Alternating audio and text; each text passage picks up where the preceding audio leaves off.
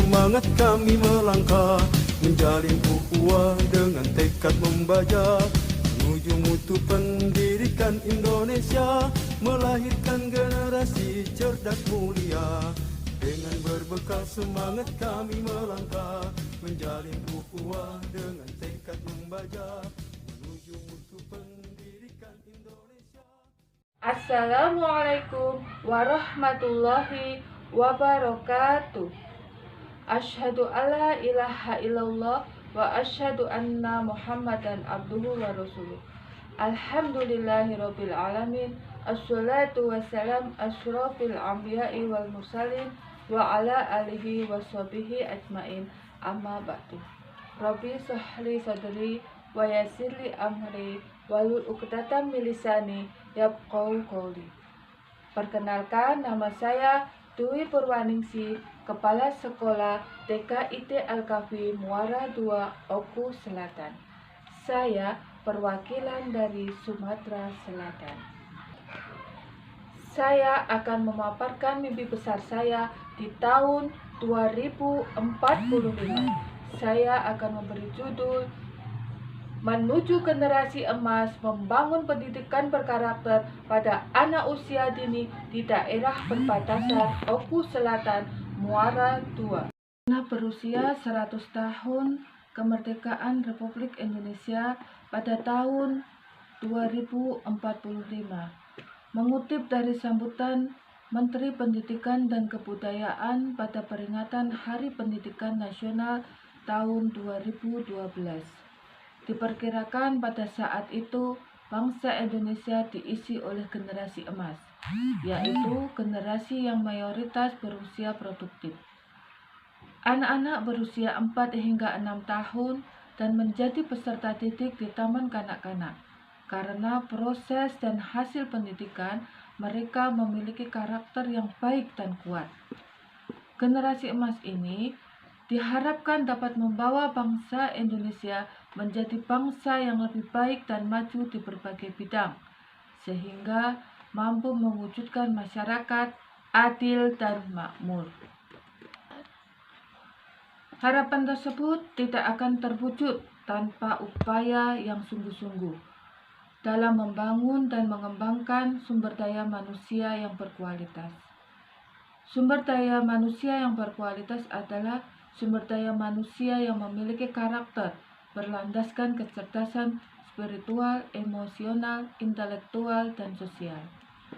Indonesia adalah negara berkembang yang terus mengembangkan berbagai kegiatan atau program untuk mensejahterakan bangsanya, salah satunya di sektor pendidikan. Pendidikan mempunyai peran penting dalam meningkatkan kualitas manusia menyongsong kehidupan masa depan dalam mengembangkan potensi yang dimilikinya.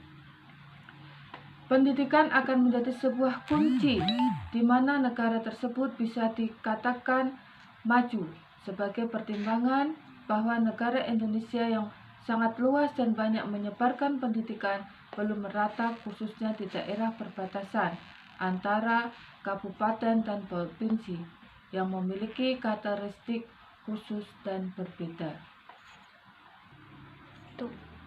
Peningkatan kualitas pendidikan di daerah perbatasan sangatlah penting karena sebagai ujung tombak pelaksanaan meningkatkan kualitas pendidikan di Indonesia, termasuk pendidikan di taman kanak-kanak.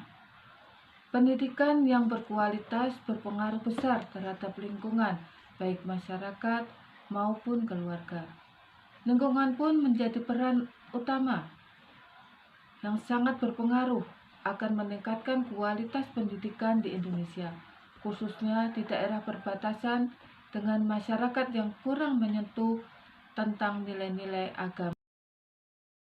Meningkatkan kualitas pendidikan dan adanya nilai-nilai agama yang mumpuni, terbentuklah sebuah lembaga pendidikan Islam terpadu dengan tujuan membentuk akhlakul karimah sesuai dengan ajaran yang dilakukan oleh baginda Rasul. Ajaran-ajaran Islam dan pendidikan anak-anak akan lebih baik dari tahun ke tahun, yang mana tentunya menyesuaikan akan kebutuhan zaman. Lembaga pendidikan saat ini memang memiliki strategi maupun cara dalam mengembangkan desain sekolah yang unggul. Untuk mencapai tujuan dari adanya generasi emas 2045, segala aspek perkembangan dan pada anak usia dini perlu pengembangan akidah dan akhlak yang mulia. Tanpa mudah dan ternyata itu cukup sulit, menjadi hambatan secara umum pada negeri tercinta kita, yaitu negeri Indonesia. Kita ini yang mana tidak semua sekolah dapat mengembang desain sekolah yang unggul seperti yang diharapkan. TKIT Al-Kahfi Muara II memiliki langkah-langkah dalam meningkatkan mutu pendidikan pada anak usia dini di lingkungan masyarakat Muara II, daerah perbatasan antara provinsi dan kabupaten, atau yang bisa disebut dengan rencana pengembangan sekolah. Adapun bila rencana pengembangan sekolah itu berhasil berjalan dengan mana mestinya, tentu pelaksanaan proses belajar mengajar, pembinaan dan bimbingan akan terlaksana secara efektif dan efisien. Terwujudnya visi dan misi yang sekolah inginkan, pendidikan yang pemerintah harapkan, tentu menjadikan impian orang tua dan masyarakat yang ingin melihat peserta didik dapat memiliki kualitas pendidikan yang bukan hanya pada segi akademik, melainkan pada segi akhlak. Sudah menjadi hal umum untuk diketahui di era milenium yang serba canggih ini, pendidikan yang hanya mementingkan akademik tentu kurang diharapkan oleh masyarakat. Pendidikan dalam meningkatkan moral tentu akan menjadikan karakter seorang menjadi lebih baik. Karakter merupakan pendukung utama dalam membangun bangsa. Daerah perbatasan di Indonesia merupakan kawasan tertinggal dan dengan kurangnya agama dan moral bagi penduduk sekitar dan pendidikan yang sangat terbatas. Daerah perbatasan merupakan daerah tertinggal yang harus mendapatkan prioritas pendidikan. Melalui Kementerian Pendidikan Nasional sudah mencanangkan penerapan pendidikan karakter untuk semua tingkat pendidikan baik PAUD sampai ke perguruan tinggi. Munculnya gagasan program pendidikan karakter dalam dunia pendidikan di Indonesia dapat dimaklumi, sebab selama ini dirasakan proses pendidikan ternyata belum berhasil membangun manusia Indonesia yang berkarakter. Pendidikan karakter adalah untuk mengukir akhlak melalui proses pendidikan yang meliputi 6 aspek perkembangan, yaitu agama dan moral, kognitif, sosial emosional, fisik motorik, bahasa, dan seni. Dengan melihat grafik ini membuat saya lebih semangat dalam dakwah, terutama di bidang pendidikan. Saya tetap akan semangat seperti Ibunda Siti Khadijah yang semangat dalam dakwah sampai akhir hayatnya. Saya harus bisa mengambil ibrah dan mentaladani sahabiah-sahabiah dalam menegakkan agama Allah. Hidup mulia dan mati di jalan dakwah adalah cita-cita saya. Yang awalnya saya hidup di kota dan sekarang harus tinggal di daerah perbatasan ini yang penuh dengan tantangan. Dan saya yakin jika kita hidup karena dakwah di jalan Allah, Allah akan mempermudah kita. Hanya Al-Quran dan hadis pegangan saya untuk meraih ridha Allah. Ini adalah tanggung jawab saya sebagai pendidik dan mengelola lembaga pendidikan anak usia dini. Sebagaimana hadis Nabi berikut ini. Dari Abdullah bin Umar radhiyallahu anhu, dia berkata, "Aku mendengar Rasulullah Shallallahu alaihi wasallam bersabda, semua kalian adalah pemimpin dan kalian akan ditanya tentang orang-orang yang kalian pimpin. Kepala negara adalah pemimpin dan akan ditanya tentang kepemimpinannya. Seorang bapak adalah pemimpin dalam keluarganya, dia akan ditanya tentang kepemimpinannya. Seorang ibu pemimpin di rumah suaminya." Kecilnya usia Abdullah bin Abbas tidak menghalangi Rasulullah Shallallahu alaihi wasallam untuk menyampaikan kepadanya ajaran-ajaran tauhid dan akidah. Rasulullah Shallallahu Alaihi Wasallam untuk menyampaikan kepadanya ajaran-ajaran tauhid dan akidah.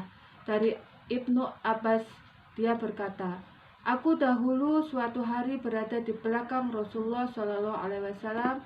Lalu beliau berkata, wahai Ananda, aku ajarkan kepadamu beberapa pelajaran. Jagalah Allah, Dia akan menjagamu. Jagalah Allah, engkau akan mendapatkan Dia berada di hadapanmu. Jika engkau meminta, maka mintalah kepada Allah. Jika engkau meminta pertolongan, maka mintalah pertolongan kepada Allah. Ketahuilah sesungguhnya umat ini jika mereka berkumpul untuk mendatangkan suatu manfaat untukmu, niscaya mereka tidak dapat mendapatkan manfaat untukmu kecuali apa yang Allah tetapkan untukmu. Dan seandainya mereka berkumpul untuk mendatangkan bahaya untukmu, niscaya mereka tidak dapat mendatangkan suatu pun bahwa untukmu selain apa yang telah Allah tetapkan untukmu.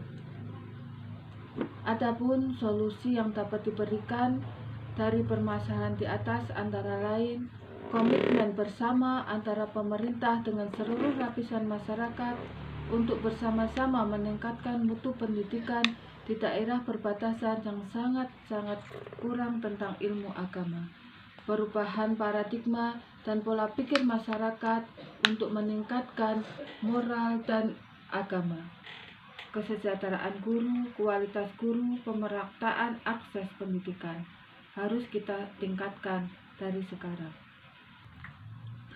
Dengan melihat kondisi tempat yang anak-anak yang sangat kurang tersentuh dengan nilai-nilai karakter keislaman, maka tugas saya sebagai kepala sekolah dalam mendidik anak usia dini harus bersungguh-sungguh dalam mengamalkan ilmu demi tercapainya anak-anak yang berakhlakul karimah di daerah perbatasan ini yang sangat kurang jangkauan dalam segala hal.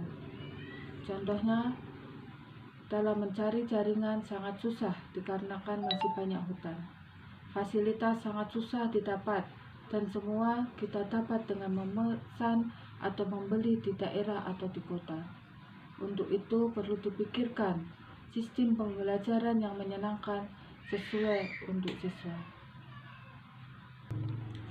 Inilah makalah yang saya buat agar saya bisa menjadi lebih kuat dalam dakwah pendidikan di daerah perbatasan tempat tinggal saya yang sangat kurang dalam ilmu-ilmu agama. Terima kasih untuk semua yang telah mendukung saya dalam pembuatan makalah ini.